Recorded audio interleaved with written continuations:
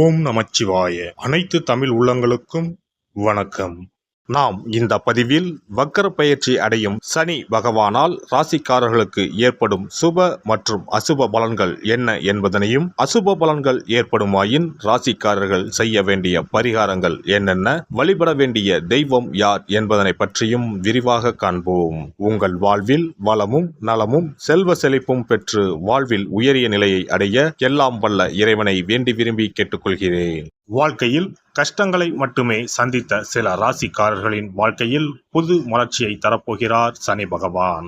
இந்த பயிற்சியின் போது சில ராசிக்காரர்களை வாழ்க்கையின் உச்சத்திற்கு கொண்டு செல்ல போகிறார். ஒருவர் செய்த கர்ம வினைகளுக்கு ஏற்ப பலாபலன்களை கொடுப்பவர் சனி பகவான். சனி பகவான் மனது வைத்தால் போதும், குப்பையில் இருப்பவர்கள் கூட கோபுரத்திற்கு செல்வார்கள். மன்னராக இருப்பவர்கள் கூட முடி துறந்து நாடு இழந்து நலன் போல அலைய வேண்டியதுதான். சிவனாக இருந்தாலும் யமனாக இருந்தாலும் சனியின் தண்டனையில் இருந்து தப்ப முடியாது. எல்லோருக்கும் ஒரே தீர்ப்புதான். அரசனை ஆண்டியாகவும் ஆண்டியை அரசனாகவும் மாற்றுவார். சனி பகவான் எல்லோருக்கும் கெடுதல் செய்ய மாட்டார். அவரவர் கர்ம வினைகளுக்கு ஏற்ப பலன்களை கொடுப்பவர். சனி பெயர்ச்சியால் யாருக்கெல்லாம் பாதிப்பாக இருந்ததோ அவர்களுக்கு சில நன்மைகள் நடைபெறப் போகிறது.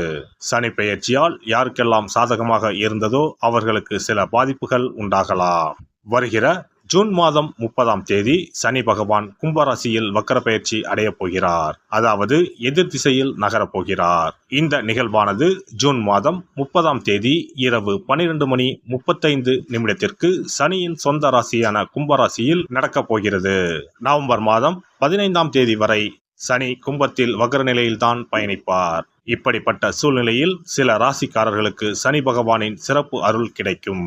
அதாவது இந்த ராசிக்காரர்களுக்கு வேலை மற்றும் வியாபாரத்தில் பதவி உயர்வு, சம்பள உயர்வு கிடைக்கலாம். வேலை இல்லாதவர்களுக்கு நல்ல வேலை கிடைக்கும்.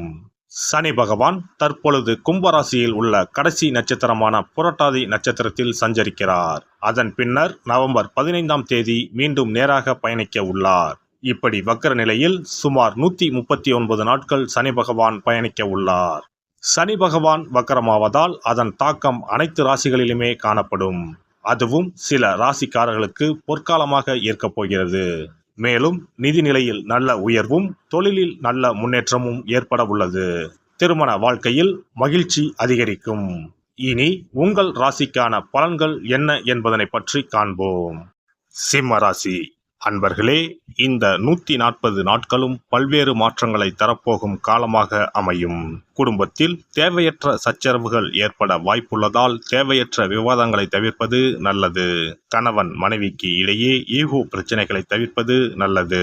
வாழ்க்கை துணையின் ஆரோக்கியத்திலும் அக்கறை அவசியம். நீண்ட காலமாக குழந்தை பாக்கியம் எதிர்பார்த்து காத்திருந்தவர்களுக்கு குழந்தை பாக்கியம் ஏற்பட வாய்ப்புண்டு. பொருளாதார நிலையில் மிகுந்த கவனம் தேவை. புதிய கடன்களை வாங்கும் முன் நன்கு ஆலோசித்து செயல்படுவது அவசியம். வெளியூர் வெளிநாடு செல்ல வாய்ப்பு உண்டாகும். என்றாலும் பயணத்தின் போது உடைமைகளை பத்திரமாக பார்த்து கொள்ள வேண்டியதும் அவசியம். அலுவலகத்தில் பணிச்சுமை அதிகரிக்கும். வியாபாரத்தில் லாபம் எதிர்பார்த்தபடி இருக்கும் என்றாலும் போட்டிகளும் அதிகரிக்கும். கொடுக்கல் வாங்கலில் கவனம் தேவை. பொருளாதாரத்தை பொறுத்தவரை தடைப்பட்ட தனவரவுகள் சிலருக்கு கிடைக்கும். ஞாபக மறதியினால் ஒரு சில இழப்புகள் நேரலாம். பணம் கொடுக்கல் வாங்கலை தவிர்ப்பது மேன்மையை ஏற்படுத்தும். பண விவகாரங்களில் புதுவிதமான அனுபவம் கிடைக்கும். ஆடம்பரமான செலவுகளை குறைத்து கொள்ளவும். உடன் இருப்பவர்களின் தன்மைகளை அறிந்து பொருளாதார உதவிகளை மேற்கொள்ளவும். உடல் ஆரோக்கியத்தை பொறுத்தவரை தலைவலி, பித்தம் போன்ற சிறு பிரச்சனைகள் வந்து சேரும். தூக்கமின்மை தொடர்பான பிரச்சனைகள் குறையும். தேவையற்ற சிந்தனைகளும் கற்பனைகளும் ஒருவிதமான பதற்றத்தை ஏற்படுத்தும். கணுக்கால், முழங்கால் ஆகியவற்றில் வலிகள் தோன்றி மறையும். ஆரோக்கியத்தில் அலட்சியத்தை காட்டாமல் ஆலோசனைகளை பெற்று செயல்படவும். பெண்களை பொறுத்தவரை மனதில் குடும்ப உறுப்பினர்கள் வித்தியாசமாக செயல்படுவது போல் தோன்றும். வாழ்க்கை துணையுடன் பேசும்போது கவனம் வேண்டும். இரு வீட்டார் இடத்திலும் உங்கள் மீதான மதிப்புகளில் மாற்றம் உண்டாகும். மனதிற்கு நெருக்கமானவர்கள் குடும்பத்தில் இணைவதற்கான சூழ்நிலைகள் உண்டாகும். மனதில் புதுவிதமான தன்னம்பிக்கை உண்டாகும். சோர்வுகள் நீங்கி புத்துணர்ச்சியுடன் செயல்படுவீர்கள். பெரியோர்களிடம் அனுசரித்து செல்லவும். மனதில் இருந்து வந்த ஒரு விதமான சோர்வும் தயக்கமும் குறையும். தம்பதியருக்குள் நீங்களே விட்டு கொடுத்து செயல்பட வேண்டிய சூழ்நிலைகள் அமையும். முயற்சிகளில் இருந்து வந்த மறைமுகமான தடைகள் குறையும். பெற்றோர்களிடம் ஆரோக்கியமான விவாதங்கள் அவ்வப்போது ஏற்பட்டு நீங்கும். மாணவர்களை பொறுத்தவரை உயர்கல்வி தொடர்பான விஷயங்களில் ஆசிரியர்களின் ஆலோசனைகள் புதிய மாற்றத்தை ஏற்படுத்தும். கல்வியில் அவ்வப்போது மறதி சார்ந்த இன்னல்கள் ஏற்பட்டு நீங்கும். விளையாட்டு சார்ந்த செயல்பாடுகளில் தவறிப்போன சில வாய்ப்புகள் மீண்டும் கிடைக்கும். உயர்கல்வியில் புதுவிதமான அனுபவம் உண்டாகும். புதிய துறை சார்ந்த கல்வியில் ஆலோசனைகளை பெற்று முடிவெடுக்கவும். பணிபுரிவோருக்கு உத்தியோக பணிகளில் சில மாற்றமான சூழ்நிலைகள் உண்டாகும். சக ஊழியர்களின் ஆதரவுகள் கிடைக்கும். செய்கின்ற பணிகளில் திருப்தியற்ற சூழ்நிலை உண்டாகும். ஊதிய வருவாயில் இருந்து வந்த தாமதம் குறையும். தேவையற்ற பயணம் மற்றும் சிந்தனைகளின் மூலம் செயல்பாடுகளில் ஒருவிதமான ஆர்வமின்மை ஏற்படும். அலுவலகத்திற்கு செல்லும் நேரங்களில் சில தடைகள் ஏற்பட்டு நீங்கும். சிலருக்கு அலுவலகங்களில் கடன் சார்ந்த உதவிகள் கிடைக்கும். பணி நிமித்தமாக வெளியூர் செல்வதற்கான சூழ்நிலைகள் உண்டாகும். வியாபாரிகளுக்கு வியாபார பணிகளில் அபிவிருத்தி உண்டாகும். தனித்திறமைகளை வளர்த்துக் கொள்வதற்கான வாய்ப்புகள் கிடைக்கும். உழைப்புக்கேற்ப முன்னேற்றமான சூழ்நிலைகள் உண்டாகும். அரசு சார்ந்த உதவிகளில் சில மாற்றங்கள் ஏற்படும். உற்பத்தி சார்ந்த துறைகளில் புதிய ஆலோசனைகளை பெற்று முதலீடுகளை மேற்கொள்ளவும். மனை தொடர்பான தொழிலில் இருப்பவர்கள் நிதானத்துடன் செயல்படவும். சீருடை தொடர்பான அரசு பணிகளில் ஓய்வின்றி பணியாற்ற வேண்டிய சூழ்நிலைகள் அமையும்.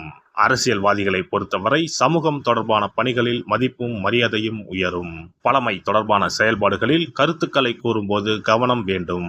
உடன் இருப்பவர்கள் பற்றிய புரிதல்கள் மேம்படும். வழக்குகளில் வெற்றி கிடைப்பதற்கான வாய்ப்புகள் உண்டாகும். கட்சி சார்ந்த பணிகளால் சேமிப்புகள் குறையும்.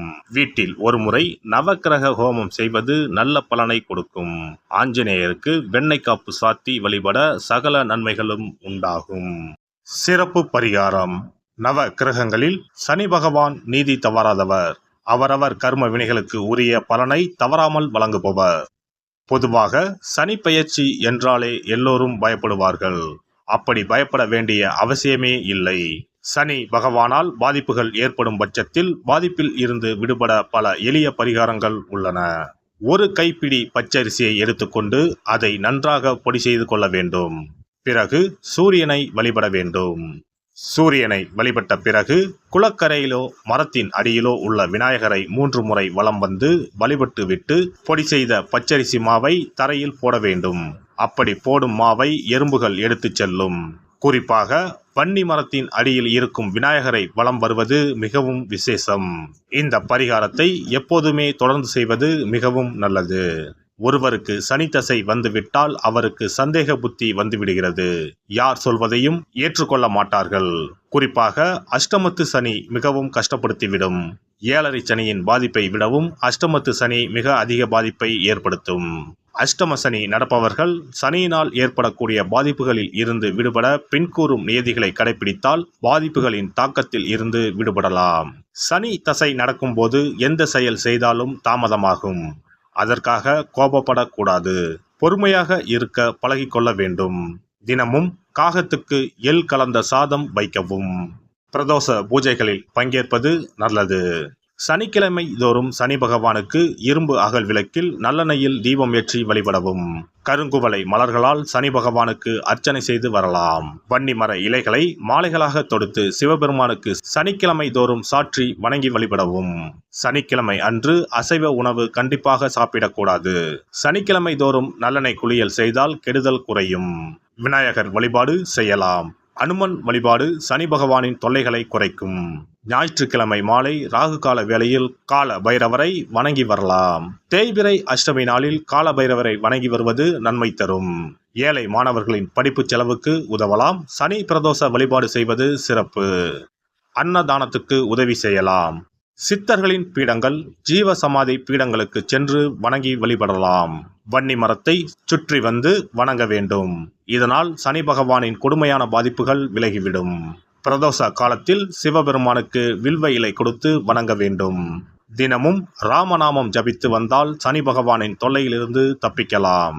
கால்கள் இல்லாமல் நடக்க இயலாதவர்களுக்கு இயன்ற உதவியை செய்யலாம். இந்த வழிமுறைகளை முறையாக கடைபிடித்து சனியினால் ஏற்படக்கூடிய பாதிப்புகளின் தாக்கத்தில் இருந்து விடுபடலாம்.